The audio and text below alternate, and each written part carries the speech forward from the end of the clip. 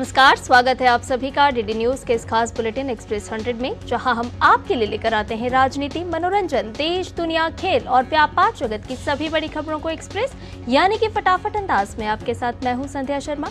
तो देखिए खबरें तेज रफ्तार से। एक राष्ट्र एक चुनाव पर पूर्व राष्ट्रपति रामनाथ कोविंद की अध्यक्षता वाली उच्च स्तरीय समिति ने आज अपनी रिपोर्ट राष्ट्रपति द्रौपदी मुर्मू को सौंप दी है। समिति के मौजूदा संवैधानिक ढांचे को ध्यान में रखते हुए लोकसभा, विधानसभाओं, नगरपालिकाओं और पंचायतों के लिए एक साथ चुनाव कराने के लिए संभावनाएं तलाशने और सिफारिशें करने का काम सौंपा गया था। एएनआई को दिए एक इंटरव्यू में केंद्रीय गृह मंत्री अमित शाह ने कहा कि सीएए से इस देश के अल्पसंख्यकों का या किसी और व्यक्ति को डरने की जरूरत नहीं है, क्योंकि सीएए में किसी की नागरिकता लेने का प्रावधान नहीं है। गृह मंत्री अमित शाह ने कहा कि सीएए कानून कभी वापस नहीं लिया जाएगा। हमारे देश में भारतीय नागरिकता सुनिश्चित करना ये भारत का विषय है और भारत की संप्रभुता का निर्णय है। हम इससे कभी समझौता नहीं करेंगे। गृह मंत्री अमित शाह ने सीएए के टाइमिंग पर विपक्ष द्वारा उठाए सवाल पर कहा कि सारे विपक्षी दल झूठ की राजनीति कर रहे हैं, इसलिए टाइमिंग का महत्व नहीं है।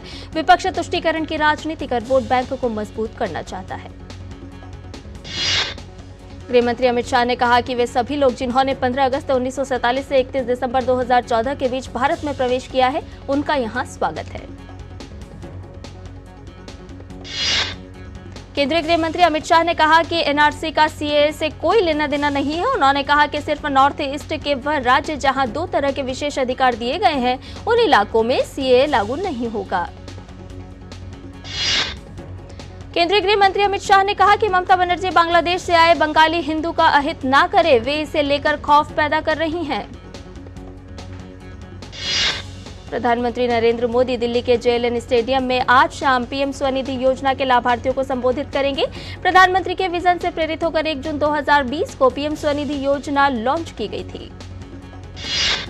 इसके साथ ही प्रधानमंत्री इस अवसर पर 1 लाख स्ट्रीट वेंडर्स को इस योजना के तहत ऋण भी वितरित करेंगे, जिसमें दिल्ली के 5000 स्ट्रीट वेंडर भी शामिल हैं।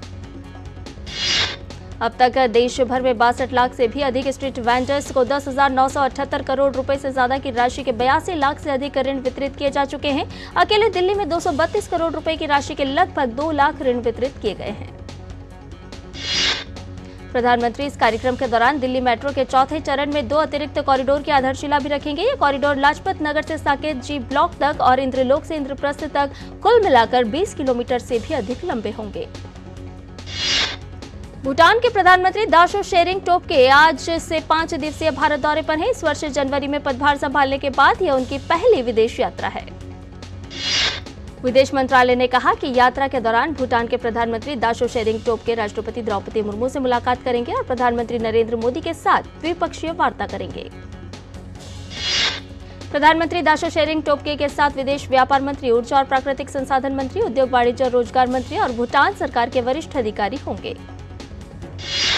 भारतीय जनता पार्टी ने लोकसभा चुनाव के लिए पार्टी प्रत्याशियों की दूसरी सूची जारी कर दी है। केंद्रीय मंत्रियों की बात करें तो अनुराग सिंह ठाकुर एक बार फिर हिमाचल प्रदेश के हमीरपुर से चुनाव लड़ेंगे।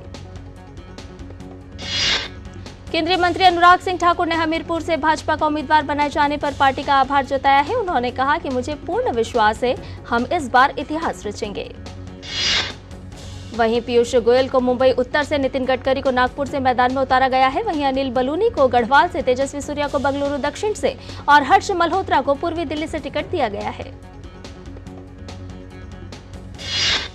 शारजाह शेख के खिलाफ चल रहे मामलों को लेकर ईडी ने आज सुबह से ही संदेशखाली के विभिन्न स्थानों पर छापेमारी अभियान शुरू कर दिया है। ईडी की टीम ने धमाखली के एक मछली बाजार में छापेमारी की है। बाजार के प्रमुख साझेदारों में से एक नजरुल मुल्ला शारजाह शेख का करीबी सहयोगी बताया जा रहा है। ईडी नजरुल मुल्ला के आवास पर भी छापेमारी के लिए पहुंची है। छापेमारी अभियान में बड़ी संख्या में केंद्रीय सीएपीएफ तैनात किया गया है।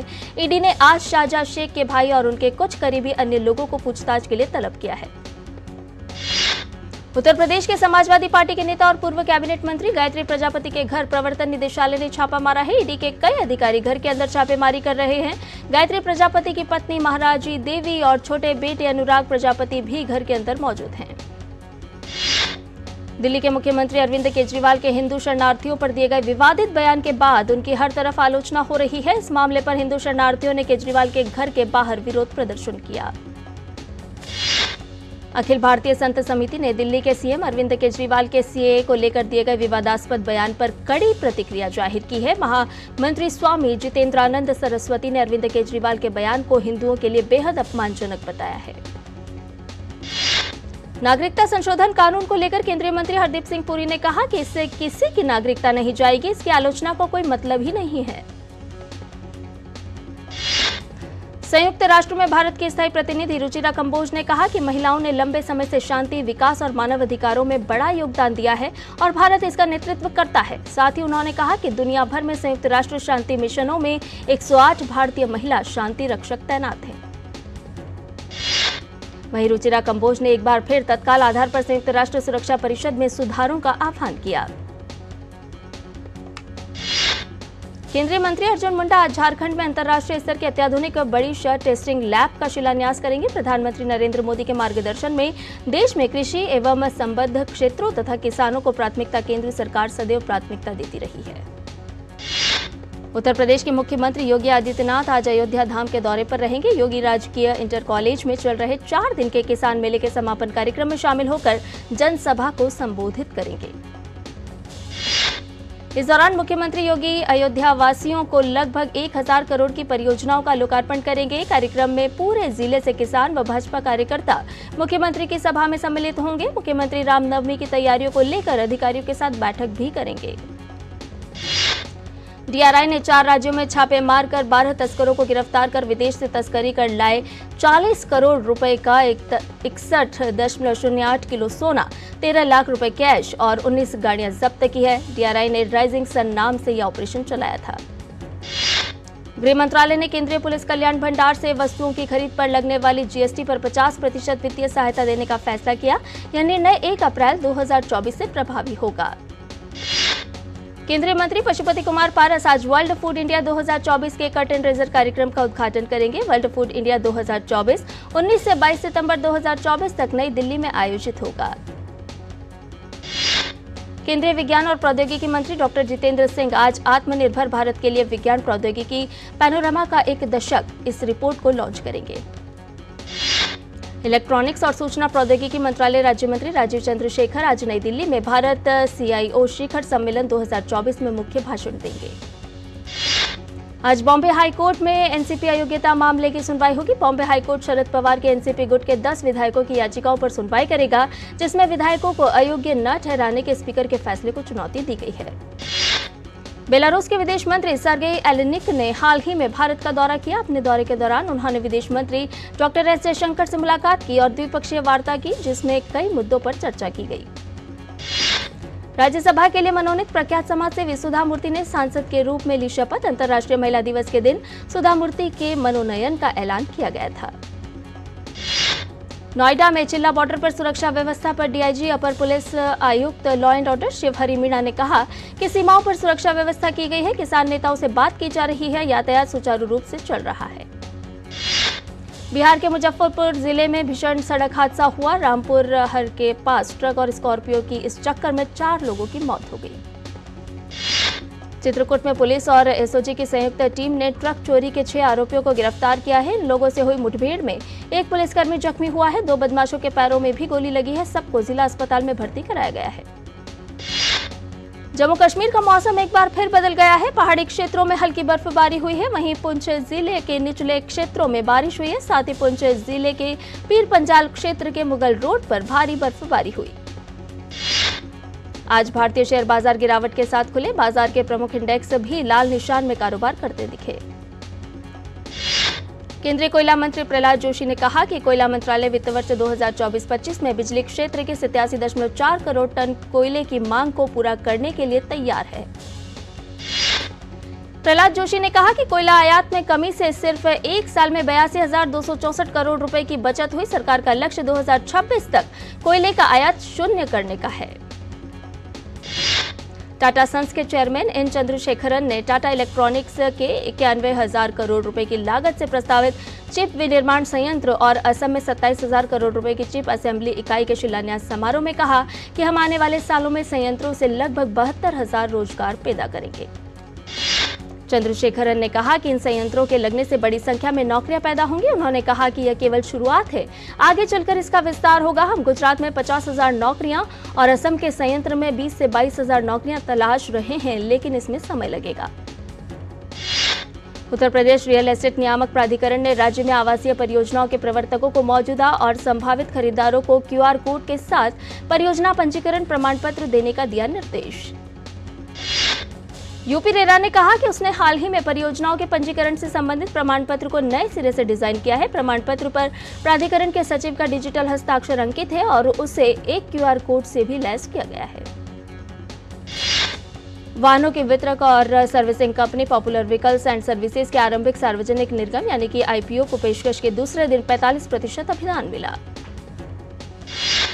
NSE के आंकड़ों के मुताबिक 601.55 करोड़ रुपए के IPO के तहत 1,44,15,110 शेयरों की पेशकश के मुकाबले 65,31,800 शेयरों के लिए बोलियां प्राप्त हुई।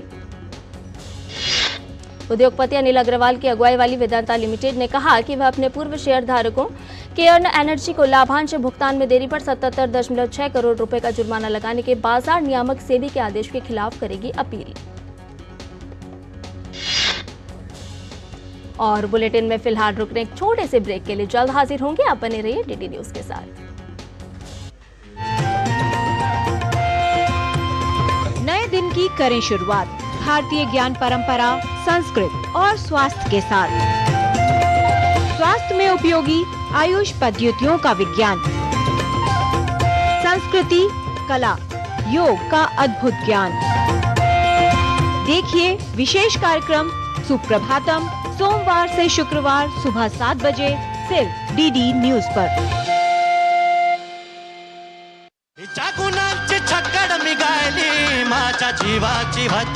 तो ये जो एक कोक का रंग आपने दिखाया, कमाल लगा, मुझे बहुत अच्छा लगा।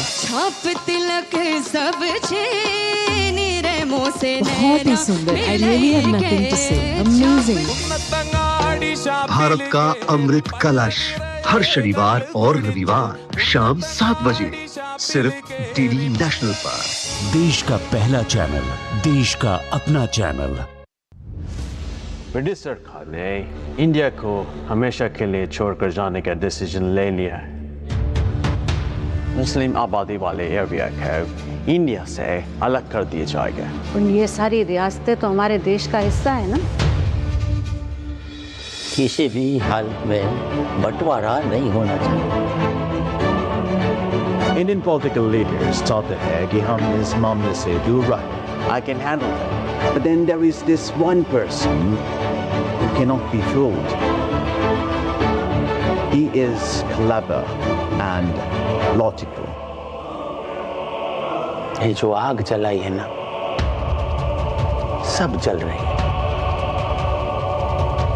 अब इस आग को बुझाना जरूरी है। सरदार द गेम चेंजर हर रविवार प्रातः 11:30 बजे और पुनः प्रसारण रात 10 बजे सिर्फ DD नेशनल पर, देश का पहला चैनल। स्वागत है। ये बाकी की खबरों को जान लेते हैं फटाफट अंदाज में।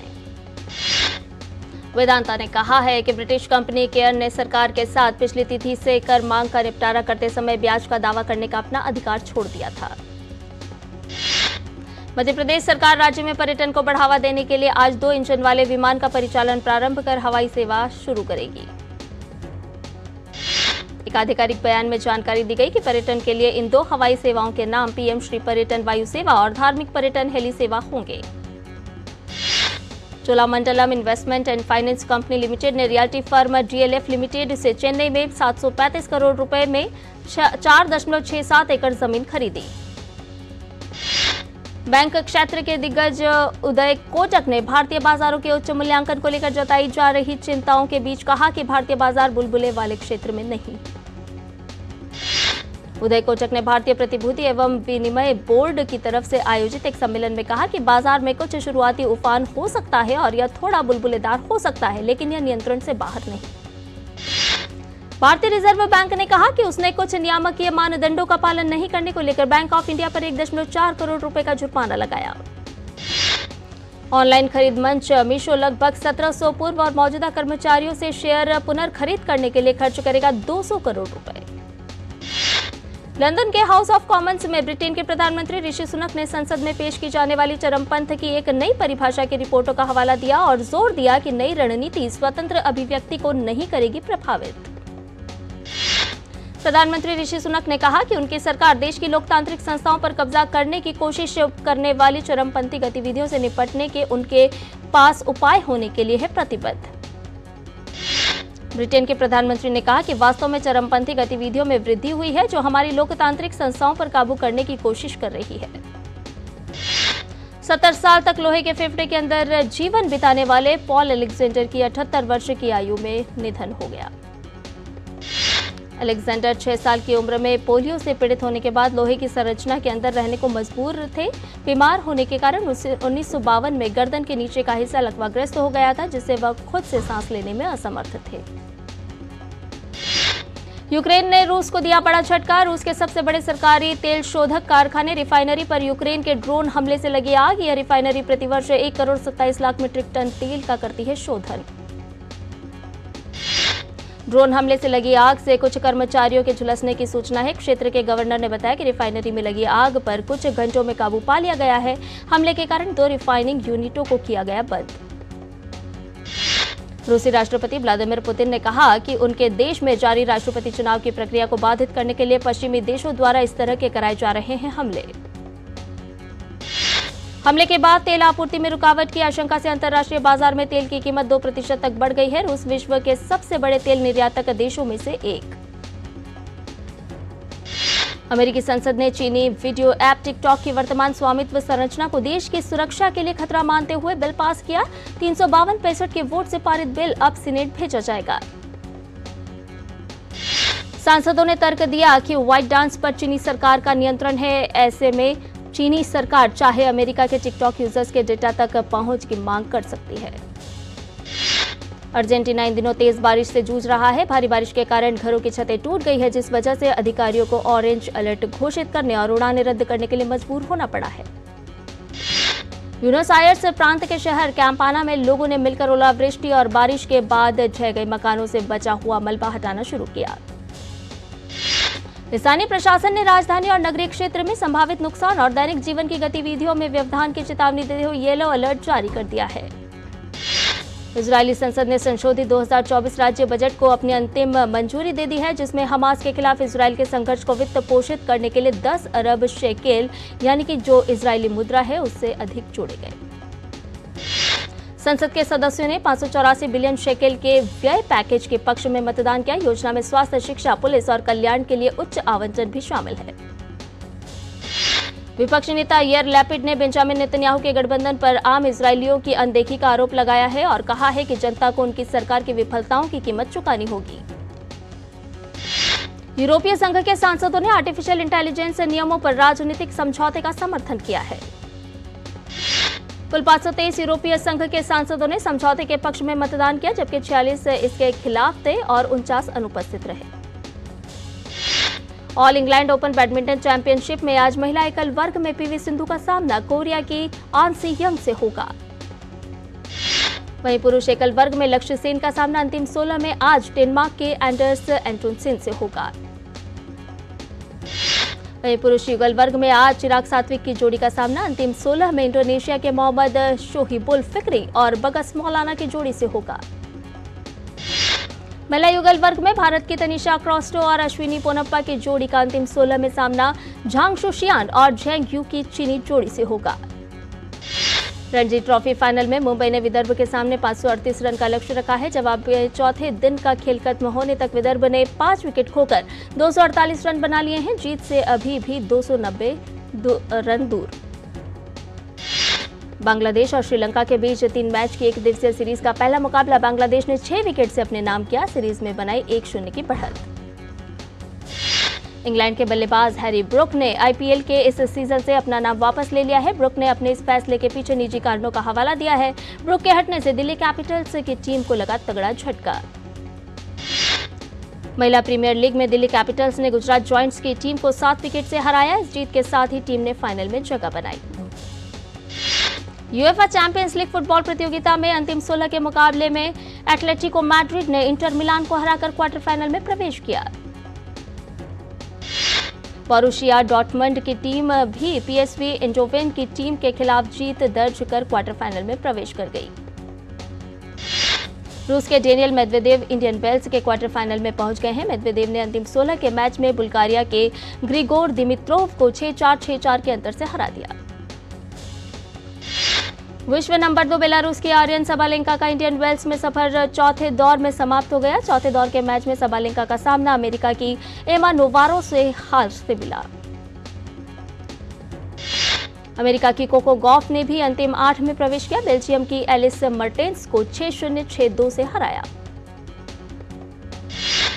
कैरोलिन वोजनियाकी ने एंजेलिक कर्बर को हराकर इंडियन वेल्स के क्वार्टर फाइनल में जगह बनाई। वोजनियाकी 2020 में टेनिस को अलविदा कहने के बाद वापसी कर रही हैं। चेक रिपब्लिक के जिरी लेहका ने भी क्वार्टर फाइनल में जगह बना ली है। जिरी ने उलटफेर करते हुए 11वीं वरीयता प्राप्त स्टीफेनोस सित्सिपास को हराया। एड शीरन ने शाहरुख खान के साथ मुलाकात की, साथ ही अपने इंस्टाग्राम पर वीडियो भी शेयर कर वीडियो में शाहरुख खान के बगल में खड़े Ed Sheeran film Om Shanti Om के गाने दीवान की दीवानगी पर उनका आइकॉनिक पोज कर रहे हैं। सलमान खान ने लापता लेडीज देखने के बाद अपने सोशल मीडिया हैंडल एक्स पर इसका रिव्यू शेयर किया और बताया कि उन्होंने यह फिल्म अपने पिता के साथ देखी है। साथ ही किरण राव को डायरेक्टर के रूप में डेब्यू पर बधाई दी है। बिग बॉस 17 में नजर आए कोरियन सिंगर औरा ने अपनी कुछ नई फोटो साझा की है, जिसमें वह असम लुक में नजर आ रहे हैं। इसके अलावा एक वीडियो भी शेयर किया जिसमें औरा अपनी आवाज में असम गाना भी गाते दिखे। बच्चों के बीच लोकप्रिय एनिमेटेड कार्टून छोटा भीम अब बड़े पर्दे पर दर्शकों का मनोरंजन करने जा रही है। फिल्म का नाम Chhota Bheem and the curse of Damyaan है, जिसमें दिग्गज अभिनेता अनुपम खेर मुख्य भूमिका में नजर आएंगे। फिल्म 24 मई को रिलीज होगी। पतंगबाजी प्रतियोगिता पर बनी फिल्म गबरू गैंग का पोस्टर आउट हुआ। फिल्म 26 अप्रैल को रिलीज होगी। शिक्षा की बंद दीवारों के पीछे देश को तोड़ने की साजिश पर बनी फिल्म जेएनयू का पहला पोस्टर आउट। 5 अप्रैल को रिलीज होगी फिल्म। अभिनेता सिद्धार्थ मल्होत्रा की राशि खन्ना और दिशा पाटनी के साथ अपनी आने वाली फिल्म योद्धा का प्रचार करने राष्ट्रीय राजधानी पहुंचे। फिल्म के प्रमोशन के दौरान तीनों कलाकारों ने देशभक्ति गीत तिरंगा भी लॉन्च किया।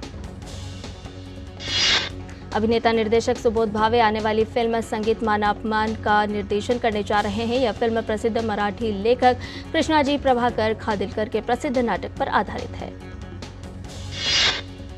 और इसके साथ ही एक्सप्रेस न्यूज में फिलहाल इतना ही। हमें दीजिए इजाजत, लेकिन डीडी न्यूज पर खबरों का सिलसिला लगातार जारी है। नमस्कार।